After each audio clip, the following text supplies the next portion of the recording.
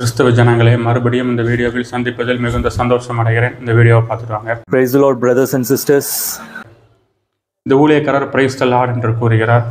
இவருடைய கர்த்தர் யார்? இவருடைய கர்த்தர் நம்முடைய வேதத்தினுடைய கர்த்தர் கிடையாது. இவருடைய கர்த்தர் சர்வ வல்லமையுள்ள தேவன் கிடையாது என்பதை தான் இந்த வீடியோவில் நாம் விரிவாக பார்க்க போகிறோம். இந்த வீடியோவை பார்த்துட்டு வாங்க. அவருக்காக ஒரு வாலிப ஊழியனாக நான் நிற்பேன். இவர் என்ன கூறுகிறார் என்றால், வெகு விரைவில் ஜான் ஜெபராஜ் வெளியே வரப்போகிறார், அவருக்காக நான் ப்ரேயர் பண்ணி கொண்டிருக்கிறோம் என்று. முதலாவது இவர்கள் ஜான் ஜெபராஜ் எல்லாம் ஒரு கர்த்தரின் ஊழியக்காரர் என்று இவர்கள் பேசுகிறது நிமித்தமே இவர்கள் எல்லாரும் அந்தி கிறிஸ்துவுக்கு ஊழியம் பண்ணி கொண்டிருக்கிறார்கள். அதை குறித்து பார்க்க போகிறோம். நமக்கு வசனம் என்ன கூறுகிறது என்றால், கிறிஸ்துவின் நாமத்தை வீணிலே வழங்குகிறவரை அவர் தண்டியாமல் விடார். எக்ஸாக்டாக இந்த வீடியோவில் எப்படி ஜான் ஜெபராஜ் இயேசு கிறிஸ்துவனுடைய நாமத்தை வீணில வழங்குறார் என்பதை நீங்க பார்த்துட்டு வாங்க. 96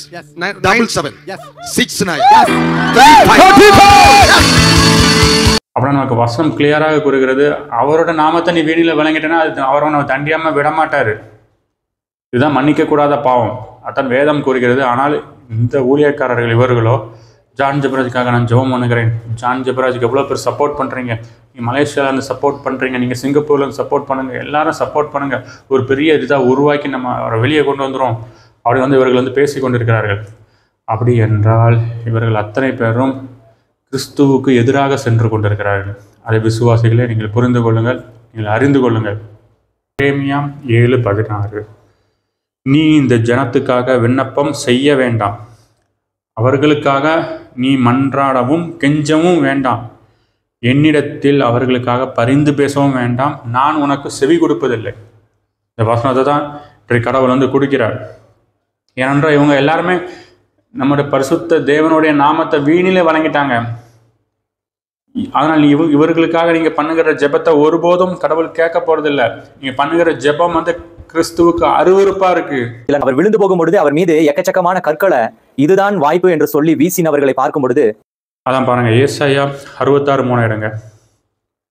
மாட்டை வெட்டுகிறவன் மனுஷனை கொல்லுகிறவனாகவும், ஆட்டை பலியிடுகிறவன் நாயை கழுத்தறுக்கிறவனாகவும், காணிக்கையை படைக்கிறவன் பன்றி இரத்தத்தை படைக்கிறவனாகவும், தூபம் காட்டுகிறவன் விக்கிரகத்தை ஸ்தோத்திரிக்கிறவனாகவும் இருக்கிறான். இவர்கள் தங்கள் வழிகளையே தெரிந்து கொள்கிறார்கள், இவர்களுடைய ஆத்துமா தங்கள் அருவருப்புகளின் மேல் விருப்பமாக அப்போனா இவங்களுக்கெல்லாம் அருவருப்பு மேலே தான் விருப்பமாக இருக்கு. அப்போனா ஜான் ஜெபராஜ் எவ்வளவு துணிகரமாக கள்ளத்திற்கு திருஷ்டம் உரைத்தார், எவ்வளவு துணிகரமாக கூத்தாட்டம் போட்டார், எவ்வளவு துணிகரமாக விசுவாசிகளை வஞ்சித்தார். பாஸ்டர் எனக்கு தங்கம் இல்ல, பணத்தை போடு, ஒண்ணு இல்ல பாஸ்டர், செக்க போடு, ஒண்ணுமே இல்ல பாஸ்டர், நீயே காணிக்கப்பட்டிக்குள்ள விழுந்துரு. இந்த ஜான் ஜெபராஜை மறுபடியும் ஊழியம் பண்ண வேண்டும் என்று இவர் கூறிக்கொண்டிருக்கிறார். அந்த வீடியோவை பாருங்க. Very soon, beloved brother John Jebaraj is going to come out and மறுபடியும் அவருடைய திருத்துவ பணிகளை செய்வார். மறுபடியும் ஜான் ஜெபராஜ் இந்த விசுவாசிகளை ஏமாத்தட்டும், அவர் ஒரு சைடில் ஏமாத்தட்டும், இந்த ஊழியக்காரர் இவர் ஒரு சைடில் ஏமாத்துறதுக்கு, இப்படி எல்லாரும் விசுவாசிகளை வஞ்சித்து ஏமாத்துறதற்காக இவர்கள் ஜெபம் பண்ணுகிறார்கள். அப்படின்னா இவர்கள் யாரையும் கர்த்தர் சும்மா விட போகிறது கிடையாது. ஏன்னா நான் ஒன்றை மட்டும் மறுபடியும் நான் கூறுகிறேன், யூடியூபர்ஸாக இருந்தாலும் சரி, யாரை ஊழியக்காரராக இருந்தாலும் சரி, நீ கிறிஸ்துவனுடைய நாமத்தை வீணில வழங்கி சம்பாதிக்கலான்னு தயவு கூர்ந்து ஊழியத்துக்குள்ளே வராதிங்க. பணத்துக்காக அவரை விற்கணும்னு வராதிங்க, ஆக்கினை அடைந்து விடுவீர்கள். ஜாக்கிரதை. இந்த ஊழியக்காரர் இயேசு கிறிஸ்துவனுடைய சிலுவை பாடுகளை பற்றி பேசுகிறார். ஆனால் இவர் இயேசு கிறிஸ்துவை சிலுவையில் அடித்து கொண்டிருக்கிறார். எப்படி ஜான் ஜெபராஜ் இயேசு கிறிஸ்துவ சிலுவையில் அடிக்கிறாரோ, ஒவ்வொரு கள்ள போதகர்கள் இயேசு கிறிஸ்துவ சிலுவையில் அடிக்கிறார்களோ, இயேசு கிறிஸ்து நாமத்தை வீணில வழங்குகிறவர்கள் அத்தனை பேரும் அவரை சிலுவையில் அடிக்கிறார்கள். இவர்களே இயேசு கிறிஸ்துவ சிலுவையில் அடித்துக்கொண்டு இவர்களே இயேசு கிறிஸ்துவனுடைய சிலுவை பற்றி பேசுவார்கள். அதனால்தான் வேதம் இவர்களை குறித்து கூறுகிறது, இவர்களே அந்த அந்தி கிறிஸ்துவின் ஆவி. இவர்களை ஜான் ஜெபராஜை போன்றவர்கள், இவர்களை போன்றவர்களை யாரோடு ஒப்பிட வேண்டும் என்றால் யூதாஸோடு ஒப்பிட வேண்டும் என்பதை விசுவாசிகளை நீங்கள் புரிந்து கொள்ளுங்கள். இவரும் மட்டுமல்ல, நிறைய பேர் ஜான் ஜெபராஜ் அபிஷேகம் பண்ணப்பட்டவனும். முதலாவது ஒரு அபிஷேகம் பண்ணப்பட்டவன் விசுவாசிகளை கர்த்தருக்கு நேராக தான் நடத்துவான், எனக்கு நேராகவும் தனக்கு நேராகவும் நடத்த மாட்டான். எந்த ஒரு ஊழியக்காரன் விசுவாசிகளை கர்த்தருக்கு நேராக திருப்புகிறானோ அவன் தான் அபிஷேகம் பண்ணப்பட்டவன். அதை நீங்கள் உணர்ந்து கொள்ள வேண்டும், புரிந்து கொள்ள வேண்டும். இவர்கள் எங்களை பார்த்து கூறுவார்கள், நீங்கள் ஏன் ஜான் ஜெபராஜை நோக்கி கல் எறிந்து கொண்டிருக்கிறீர்கள் என்று வந்து கேட்பார்கள். இயேசு கிறிஸ்துவே நினைச்சாலும் அவரை தள்ளி விட முடியாது. ஏன்னா இவர் தான் இப்போ டிசைட் பண்றவர். யாருன்னா ஜான் ஜெபராஜ் தான். அவர் தான் டிசைட் பண்ணணும். ஏன்னா இப்போ பரலோகமும் சரி, பரிசுத்த ஆவியானவரும் சரி, குமாரனாகிய இயேசு கிறிஸ்துவும் சரி, பிதாவாகிய தேவனும் சரி, எல்லாம் அமைதியில தான் இருக்கிறாங்க. இவர் என்ன குறிக்கிறாரு பார்த்தீங்களா? எல்லாரும் அமைதியில் இருப்பாங்களாம். இப்போ ஜான் ஜெபராஜ் தான் பேசுவாராம். அப்படின்னா இவங்க என்ன சொல்கிறாங்கன்னா, இயேசு கிறிஸ்து இவங்க யாருமே கடவுள் கிடையாது, ஜான் ஜெபராஜ் தான் கடவுளாம். ஜான் ஜெபராஜ் சொல்கிறது தான் இயேசு கிறிஸ்துவே கேட்பாராம். எவ்வளோ துணிகரமாக வந்து அவர் நாமத்தை வீணில் வழங்குறாங்க பாருங்க. இப்போ அதுக்கு அந்த வசனத்தை மட்டும் தான் இவங்க வந்து சுட்டி காட்டிக்கொண்டே இருப்பாங்க. அந்த விபச்சார ஸ்திரீ இயேசு கிறிஸ்தன் வரும்போது பரிசேயர்களும் சந்ததிகளும் வந்து இவரை கல்லெறிந்து கொல்லுங்கள் என்று வந்து கூறுகிறார்கள். ஆனால் இயேசு கிறிஸ்துவும் அந்த விபச்சார ஸ்திரியை மன்னித்து விடுகிறார். அதே போல் அந்த சம்பவத்தை ஒப்பிட்டு ஜான் ஜெபராஜோடு ஒப்பிட்டு நீங்கள் ஏன் ஜான் ஜெபராஜை கல்லெறிகிறீர்கள் என்று வந்து கேட்பார்கள். அதாவது அந்த விபச்சார ஸ்திரீ வந்து ஊழியம் பண்ணலை. அந்த விபச்சார ஸ்திரீ பாவத்திலேருந்து கிறிஸ்துவை பற்றி அறியலை. அவர் முதல் தடவை உள்ள வர அவர் கடவுள் வந்து மன்னிப்பை கொடுக்குறார். ஆனால் கிறிஸ்துவின் நாமத்தை வீணில் வழங்கி ஊழியம் பண்ணுறவனுக்கு வேதம் என்ன கூறுகின்றது என்பதையும் நம்ம வேத வசனத்தின் ஆதாரத்தோடு நாம் பார்ப்போம். எடுத்துக்கொள்ளுங்கள், மத்தேயு 27:21. கயிற்றினால் ஒரு சவுக்கை உண்டு பண்ணி அவர்கள் யாவரையும் ஆடு மாடுகளையும் தேவாலயத்துக்கு புறம்பே துரத்திவிட்டு காசுக்காரருடைய காசுகளை கொட்டி பலகையை கவிழ்த்து போட்டு சாட்டையை எடுத்து அடித்தார் என்பதை வேத ஆதாரம் நமக்கு கூறுகின்றது. இங்கே சாட்டையை கொண்டு யாரை அடிக்கிறார்? அவருடைய நாமத்தை வீணில வழங்குறவர்கள் தான் அவர் அடிக்கிறார். அதுதான் பழைய ஏற்பாடு உபாகமத்தில் பாருங்கள். இயேசு கிறிஸ்து நாமத்தை வீணில வழங்குறவர் தண்டியாமல் விடார். அப்போனா அவருடைய வீணில வழங்கிட்டானா அவனுக்கு வந்து சாட்டை தான் என்பதை வேதம் நமக்கு திட்டமும் தெளிவுமாக வந்து கூறுகின்றது. அதனால இந்த சம்பவத்தை போய் நீங்கள் விபச்சார ஸ்திரியோட வந்து ஒப்பிடக்கூடாது. எப்பவுமே வேதத்தை வந்து கான்டெக்ஸ்டோட நம்ம படிக்க அழைக்கப்படுகிறோம். இப்போ மத்தேயு 27:22 நீங்கள் எடுத்துக்கொள்ளுங்கள்.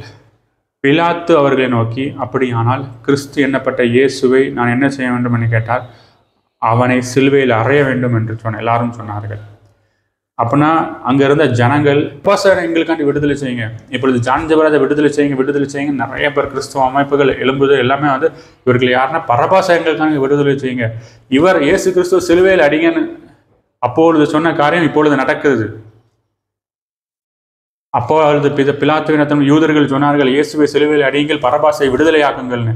இதே போலதான் இப்பொழுது நடக்கிறது. ஜான் ஜெபராஜை விடுதலை ஆக்குங்கள், இயேசு கிறிஸ்துவை சிலுவையில் அடியுங்கள் என்று வந்து கூறுகிறார்கள்.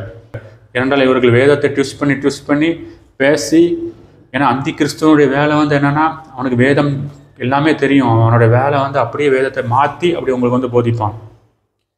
இப்போ வேதத்தை வேதத்தின்படியாக போதிப்பதற்காக தான் கடவுள் எங்களைப் போல அவர்களை அழைத்துள்ளார். அதனால் இவர்கள் அத்தனை பேரும் பரபாசை விடுதலை பண்ணுறதுக்கும் இயேசு கிறிஸ்து சிலுவையில் அடிக்கிறதற்கும் இவர்கள் வந்து ஓடிக்கொண்டிருக்கிறார்கள். பார்த்த ஊழியக்காரரும் ஜான் ஜெபராஜ் சப்போர்ட் பண்ணுற ஊழியக்காரர்கள் எல்லாருமே இயேசு கிறிஸ்துவுக்கு விரோதமாக செல்லுகிறார்கள்.